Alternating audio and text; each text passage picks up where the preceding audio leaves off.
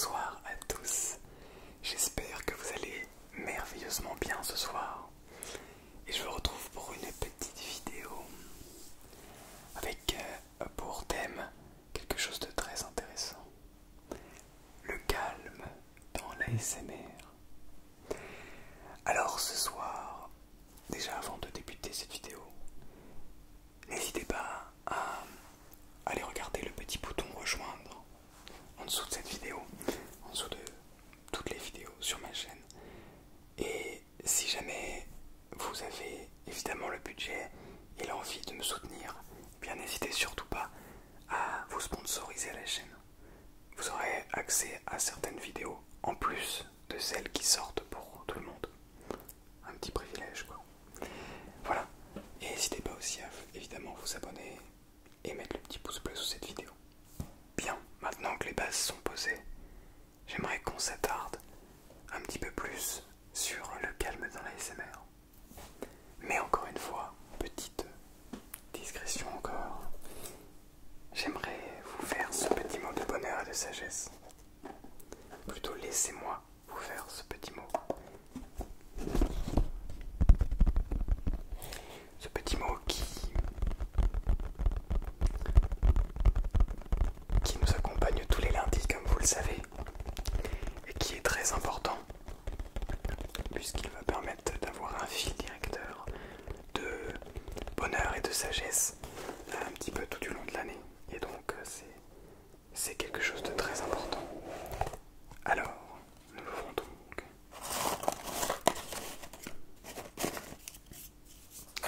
Tac tac tac toc tic tic. Donc ok, ceci est une jeune enfant portée par sa maman. Le symptôme le plus sûr de la santé de l'âme, c'est le calme du cœur. C'est fou parce que j'ai pas du tout fait exprès pour le sujet de la vidéo qu'est le calme. Le symptôme le plus sûr de la santé de l'âme, c'est le calme du cœur. Le calme du cœur de Edward Young. Ça me dit quelque chose. Voilà, alors on va le replier.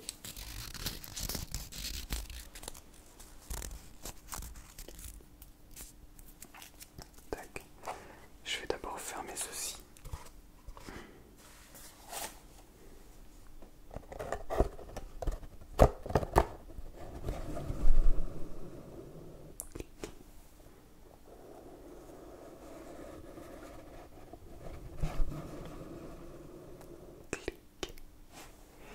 Bien. Tapping sur cette boîte est décidément très incroyable. Très agréable aussi. Et incroyable. Tout à la fois.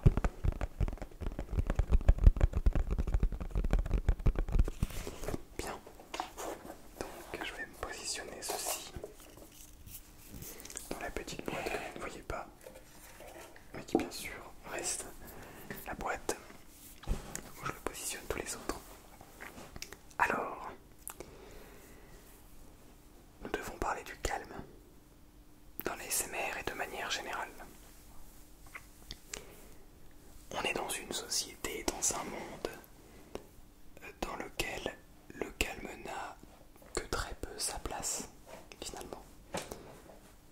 Pour être dans le calme, il faut travailler pour avoir la chance d'avoir ce calme.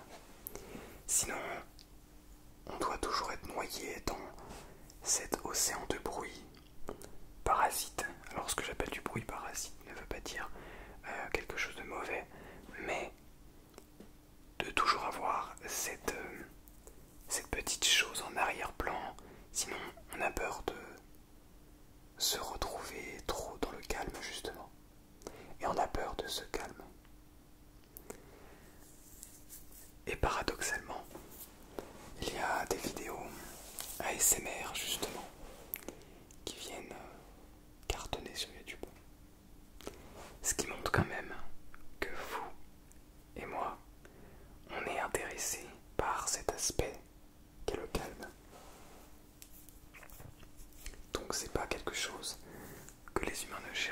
cherche à fuir. En tout cas, ce n'est pas quelque chose qui, naturellement, nous cherchons à l'éviter. Ça arrive pour certains, mais c'est pas le cas pour tout le monde. Mais alors pourquoi est-ce que le calme est aussi peu présent? Pourquoi est-ce qu'on doit parfois presque se battre pour avoir accès au calme, pour avoir accès à tout cela? Alors aujourd'hui, on a la chance de plus avoir besoin de se battre puisqu'on a la SMR justement et on a beaucoup de choses comme ça qui nous permettent, grâce à internet notamment, de nous retrouver dans le calme. Mais même malgré la SMR, beaucoup de personnes n'y arrivent pas. Alors, j'aimerais me poser une question.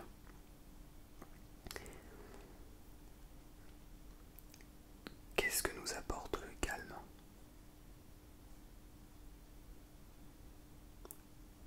C'est vrai ça?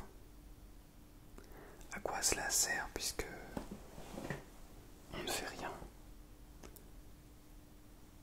Le but du calme reste encore d'écouter le silence, ou d'écouter quelqu'un parler, d'écouter des choses qui viennent plutôt nous détendre, nous poser, nous mettre dans une sensation, dans un sentiment de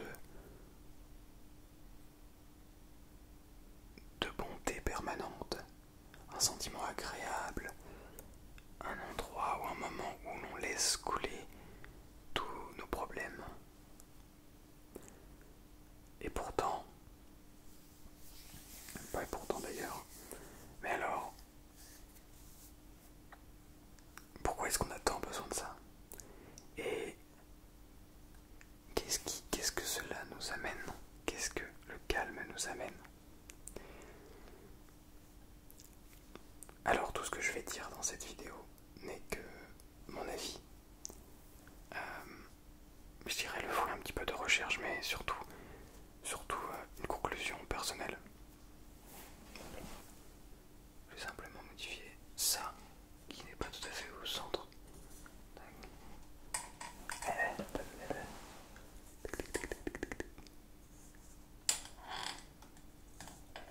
Hop là. Je pense que les personnes qui ont peur d'être au calme et de se retrouver avec soi-même sont les personnes possédant un ego très haut. Mais surtout,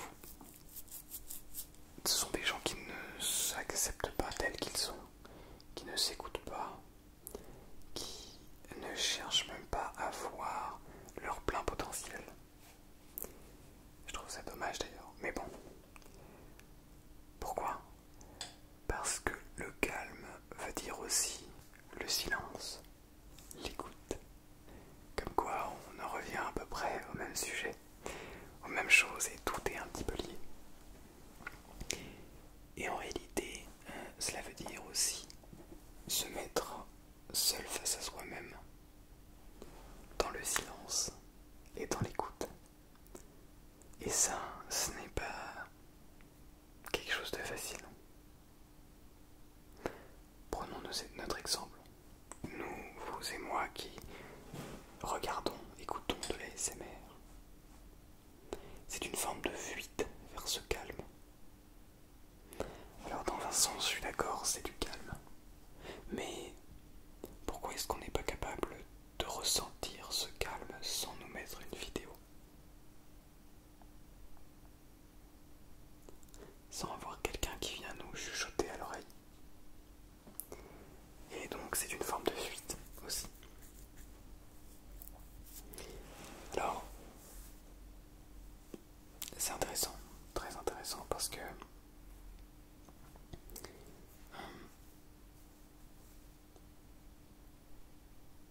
on a beau savoir tout ça, on va pas pour autant chercher le calme. On va pas pour autant chercher à se poser disposé à s'écouter malgré tout cela. C'est super intéressant. Alors pourquoi est-ce que... Pourquoi c'est pas possible? Pourquoi est-ce qu'on ne fait pas cela naturellement? Pourquoi? Et je pense que c'est en partie pas de notre faute. Aujourd'hui, en tout cas, je pense que ça va continuer à s'accentuer malheureusement. Et je pense que c'est en partie pas de notre faute parce que on a tous ces réseaux sociaux, ces écrans, internet qui nous détournent de ce qu'on appelle le calme, de ces moments.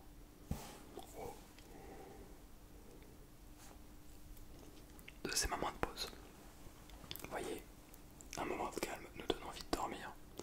Et donc, on n'est même plus capable de rester éveillé pour parler. Mais je pense d'ailleurs que c'est pas que les réseaux sociaux. Et je pense aussi que c'est un lien avec toute notre société, notre manière d'être, de faire depuis déjà quelques années. Qui fait qu'aujourd'hui, on en est là. On est là à simplement se poser des questions.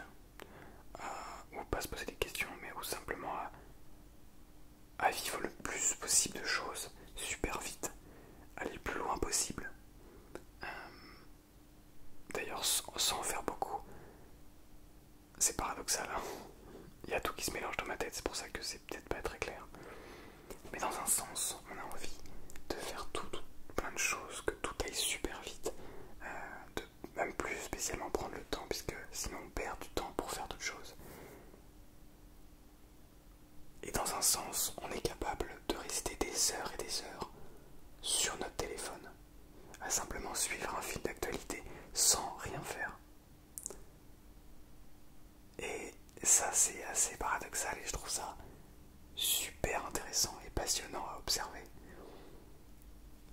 Pour moi aussi, hein, je suis pas en train de... C'est vraiment tout le monde. Parce que les téléphones sont devenus une part de nous, mais aussi je pense que c'est tout ce qui nous entoure, toute notre manière de voir les choses, de voir la liberté, de voir le travail, de voir tout ça. Et tout est un petit peu lié et nous dit de toujours soit beaucoup travailler pour arriver à ses objectifs, mais aussi de kiffer. Mais en même temps, il y a plein de choses qui se mélangent, ce qui fait que aujourd'hui, on ne peut plus avoir une vie simple et de moins en moins apprécier cette simplicité. Et je trouve ça dommage. Je trouve ça dommage. Pour un exemple tout bête, il y a quelques années, il y a même plusieurs dizaines d'années, les gens qui travaillaient par exemple au champ n'avaient simplement pas le choix que... Donc ils travaillaient toute la journée et le soir, bah, ils étaient avec leur famille, ils étaient avec leurs animaux. Ils n'avaient pas le choix que de rester au calme. Peut-être ils lisaient le journal, mais d'autres choses. Mais ils étaient là à manger. Ils prenaient beaucoup de plaisir à manger. Leur petite soupe, je sais pas, leur petit fromage, leur petit vin pour se faire plaisir de temps en temps. Et pour ceux qui avaient les moyens aussi. Et juste y kiffer tous ces petits moments. Et ces moments, c'est des choses très rares aujourd'hui. Et c'est pour ça que j'essaie de vous en parler tout au long de ma chaîne YouTube. De chercher à, au lieu de toujours avoir plus, aller plus vite, aller plus loin, d'essayer de vraiment profiter de tous ces petits instants. Tous ces petits instants de vie, tous ces petits instants super agréables que décidément qui forgent qui nous sommes, qui nous forgent dans le calme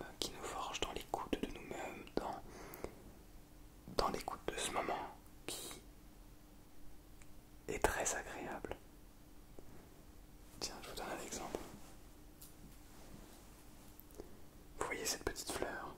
Je la mets dans le focus. Vous voyez cette petite fleur? Eh bien, elle est très belle déjà. Tout n'est pas parfait. Il y a des picots qui sont pas parfaitement droits. Genre ici c'est à peu près ok. Mais ici par exemple il y a plein de picots qui sont pliés, qui sont pas tout à fait droits.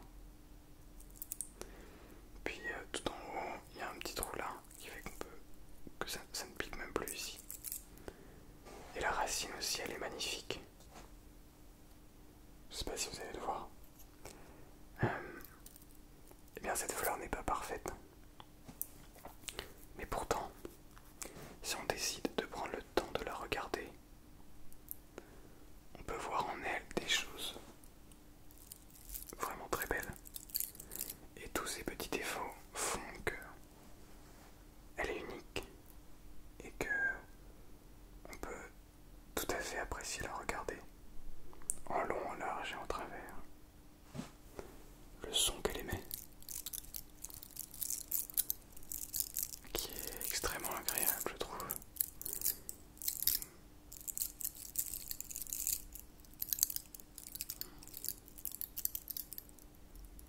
L'odeur qu'elle a, elle n'a pas vraiment d'odeur.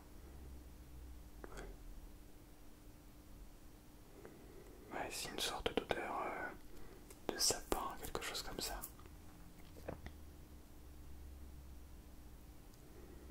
Ouais, quelque chose comme ça, c'est possible. Le toucher aussi.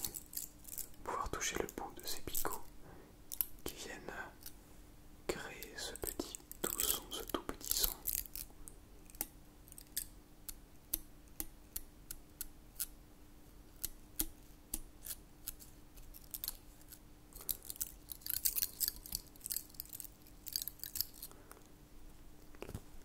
Essayez d'observer aussi tous ces petits détails qui font qu'elle est telle qu'elle est. Tous les petits poils qu'il y a sur chacun des petits pics.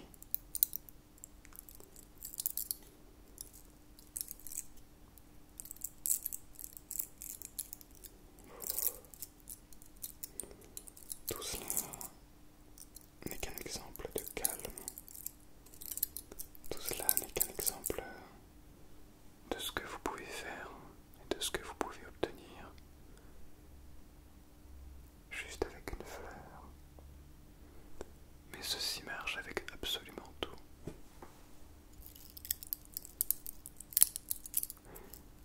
Et je pense que je reste persuadé qu'on peut même apprécier des choses qui paraissent moches, pas agréables.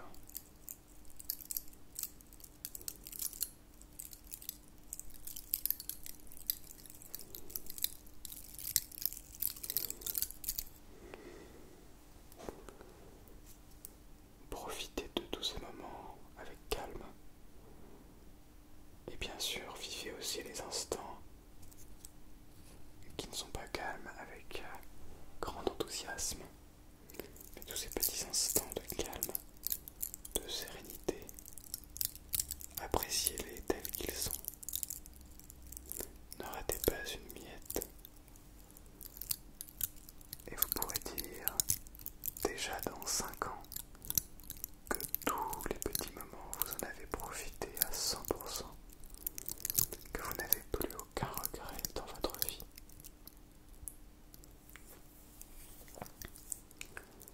Voilà. J'espère que cette vidéo vous a permis de vous calmer si vous étiez un petit peu énervé, vous a permis de vous détendre, de vous évader, de partir ailleurs, de simplement